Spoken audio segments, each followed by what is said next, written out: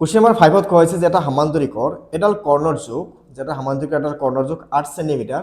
আৰু ইয়াক সাধাৰণ ভূমি হিচাপে থকা ত্ৰিভুজ দুটাৰ প্ৰতিটোৰে উচ্চতা 4 সেন্টিমিটাৰ হলে সমান্তৰিকটোৰ কালি নিৰ্ণয় কৰা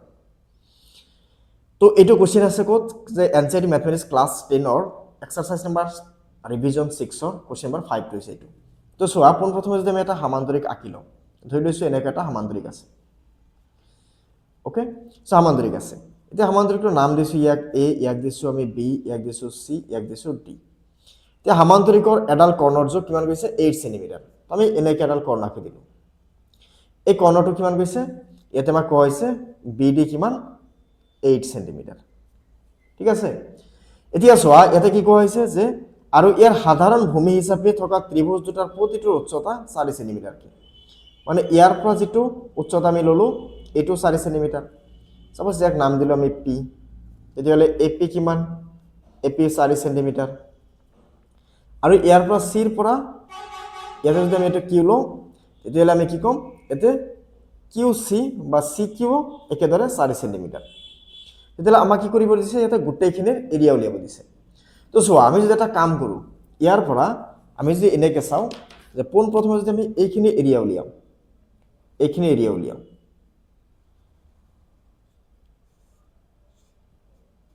ওকে আমি এইখিনি এৰিয়া উলিয়ালো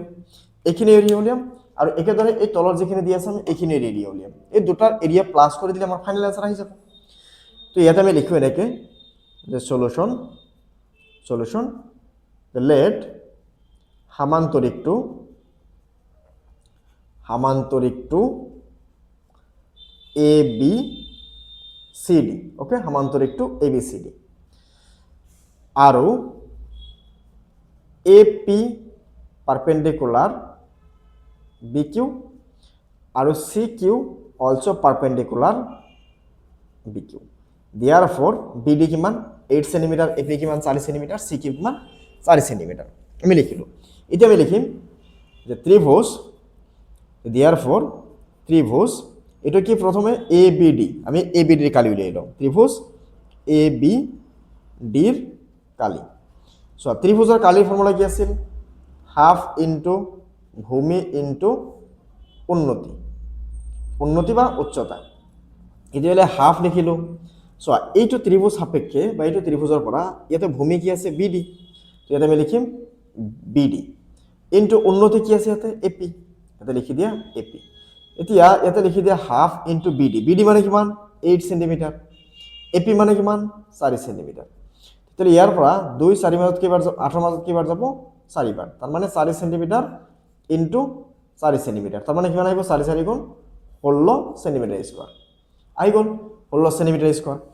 এইবাৰ আমি কি কৰিম এইটো ত্ৰিভুজ যেটো আছে CBCD এতিয়া আমি লিখিম আকৌ ত্ৰিভুজ BCD এৰ কালি তো BCD এৰ কালি কি ফৰ্মুলা কি আইবো একেদৰে আমি লিখিম হাফ ইনটু ভূমি ইনটু উচ্চতা হাফ ইনটু ভূমি ইনটু উচ্চতা তো সোৱা এতিয়া ইয়াতে লিখি দিয়া হাফ ভূমি ইয়াতে কি আহিব সিমিলারলি BD উচ্চতা কি আহিব ইয়াতে QC এটা ভূমি কি আহিব BD আৰু উচ্চতা কি আহিব QC এটা BD মানে কিমান আছিল ইয়াতে BD মানে কিমান আছিল হাফ ইনটু BD মানে আছিল 8 সেন্টিমিটার ইনটু QC মানে কি আছিল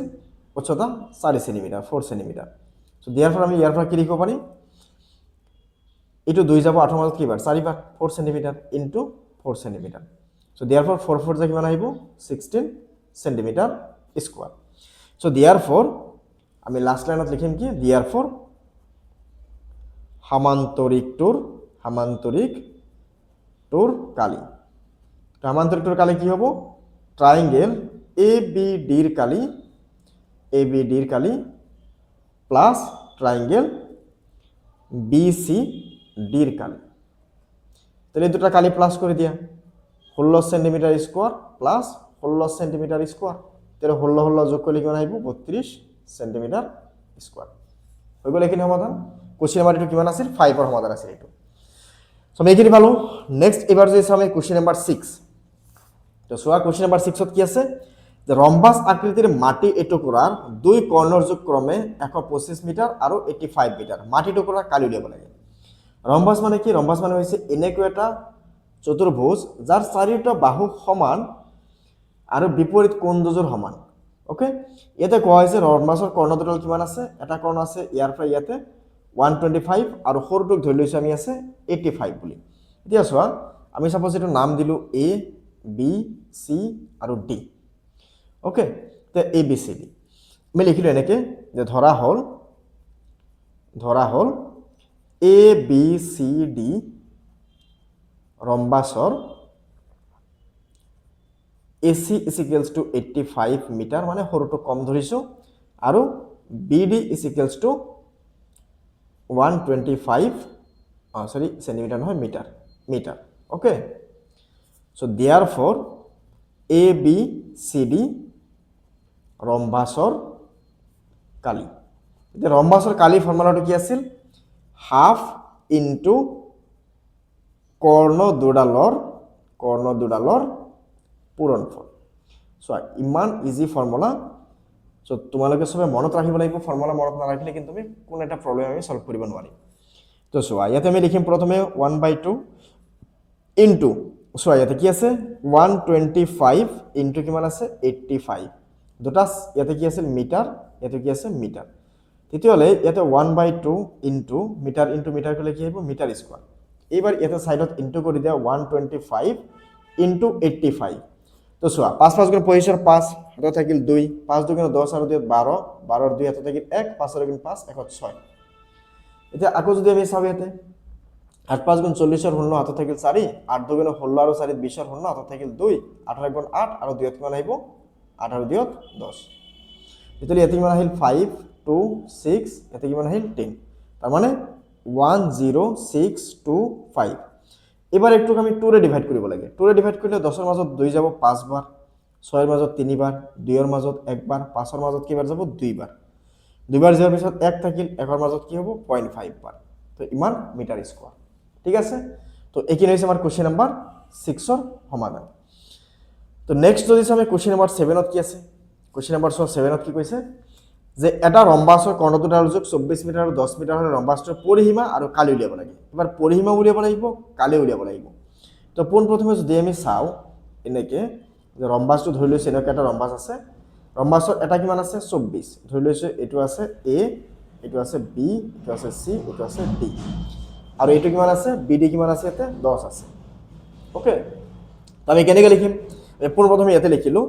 যে দিয়া আছে ৰম্বাসৰ কৰ্ণ দুডালৰ যোগ কৰ্ণ দুডালৰ যোগ কিমান আছে 24 মিটাৰ আৰু 10 মিটাৰ কিমান আছে 24 মিটাৰ আৰু 10 মিটাৰ আছে এতিয়া চোৱা 24 মিটাৰ আৰু 10 মিটাৰ হলে আমি এটা বস্তু গম পাও যে ৰম্বাসৰ কৰ্ণ দুডাল পৰস্পৰে সমদ্বিখণ্ডিত কৰে লম্বভাৱে তাৰমানে এটো 90 ডিগ্ৰী হয় আৰু এখিনিৰ সমান এখিনিৰ সমান তেতিয়ালে ইয়াৰ পৰা ইয়ালৈকে যদি এই এৰ পৰা সিলৈকে যদি 24 হয় তেতিয়ালে ইয়াৰ পৰা ইয়ালৈকে কিমান হ'ব obviously 12 হ'ব ইয়াৰ পৰা ইয়ালৈকে যদি 10 সেমি হয় তেতিয়ালে ইয়াৰ পৰা ইয়ালৈকে কিমান হ'ব 5 সেমি হ'ব ওকে তেতিয়ালে এটুক যদি আমি এনেকে সেপাৰেট কৰি এনেকে আকো আমি দেখাত কেনেকৈ লাগিব দেখাত এটো এনেকৈ দেখাব পারে নাই এটো আছে 12 এটো আছে কিমান 5 এটাতে 90 ডিগ্ৰী আছে তেতিয়ালে এটো কি কোৱা হ'ব এটো এটা সমকোণী ত্ৰিভুজ বুলি কোৱা হ'ব হয় না নাই তো সমকোণী ত্ৰিভুজ বুলি কোৱা হ'ব এই সমকোণী ত্ৰিভুজৰ ক্ষেত্ৰত আমি কি কৰিব পাৰিম ইয়াৰ এইটো সাইড আমি উলিয়াব পাৰিম এইটো সাইড উলিয়াব গলে আমি কি কৰিব লাগিব 12 স্কয়াৰ প্লাস 5 স্কয়াৰ তো 12 স্কয়াৰ মানে কিমান 144 5 স্কয়াৰ মানে কিমান 25 তো এটা প্লাস কৰিলে কিমান 169 কাৰ স্কয়াৰ ৰুট আছিল 169 স্কয়াৰ ৰুট আছিল 13 তাৰ মানে এটো হৈ যাব 13 তাহলে 13 হলে 4 * 13 কৰিলে কিমান পাম 4 * 13 কৰিলে আমি কিমান পাম যে 4 * 13 কৰিলে 4 * 13 কৰিলে কিমান আহিব 3 4 গুণ 12 ৰ 2 হাতত থাকিল 1 তাৰ মানে 52 তাৰ মানে ইয়াৰ পৰিসীমা আহিব 52 ওকে আমি এনেকৈ উলিয়াব পাৰিম নাইবা আৰু এটা ফৰ্মুলা আছে আমি যদি নাম্বাৰ 1 চাও পৰিসীমাৰ ফৰ্মুলা কি আছিল 2 √ ওভাৰ এটা আমাৰ কি আছে AC square plus BD square আমি এনেকৈ লিখিব লাগিব 2 হোল ইনটু তে কৰ্ণ মানে D1 square plus d2 square মানে diagonal 1 square plus diagonal 2 square. তো চোৱা ডায়াগোনাল 1 কি আছে এসি, তো AC square plus BD square. তো ইয়াতে 2 রাখি দিয়া এসি এসি মানে কিমান আছিল, এরপর আছে কিমান কৈছিল 24, সো 24 স্কোয়ার। বিডি কিমান কৈছিল আমি 10, সো 10 স্কোয়ার। তো 24 ক স্কোয়ার করলে কিমান পাম, 24 ক স্কোয়ার করলে আমি পাম 576 আর 10 ক স্কোয়ার করলে কিমান পাম 100। তো 2 ইনটু দুটা যদি আমি প্লাস করে দিই কিমান পাম 676। তেতিয়াহ'লে চোৱা এইটো 676 হলে 676 যদি আমি ভাঙি দিওঁ তেতিয়াহ'লে আমি কি পাম ইয়াতে 2 ইনটু ইয়াতে পাই যাম আমি 26 ৰ স্কোয়াৰ ৰুট। এইটো পাম 26 স্কোয়াৰ ৰুট। তেতিয়াহ'লে ইয়াতে 2 ইনটু স্কোয়াৰ ৰুট কেনসেল কৰিলে আমি কিমান পাম 26 পাম। তেতিয়াহ'লে কিমান আহিব 52, ইয়াতে লিখি দিয়া জাস্ট মিটার হৈ যাব আনসার পৰিসীমা ইয়াৰ। এতিয়া যদি চাওঁ আমি ইয়াৰ যদি কালি উলিয়াব যাওঁ নাম্বাৰ 2 কালিৰ ফৰ্মুলা কি আছিল হাফ ইনটু d1 মানে ডায়াগোনাল 1 আৰু ডায়াগোনাল 2 মানে কৰ্ণ 1 আৰু কৰ্ণ 2। তেতিয়াহ'লে হাফ ইনটু তুমি ক'ব পাৰা এসি ইনটু বিডি। তেতিয়াহ'লে হাফ ইনটু এসি কিমান আছিল, এসি আছে 24, বিডি আছে কিমান এটা 24 মিটাৰ, বিডি আছে কিমান 10 মিটাৰ। তেতিয়াহ'লে ইয়াতে 2 যাব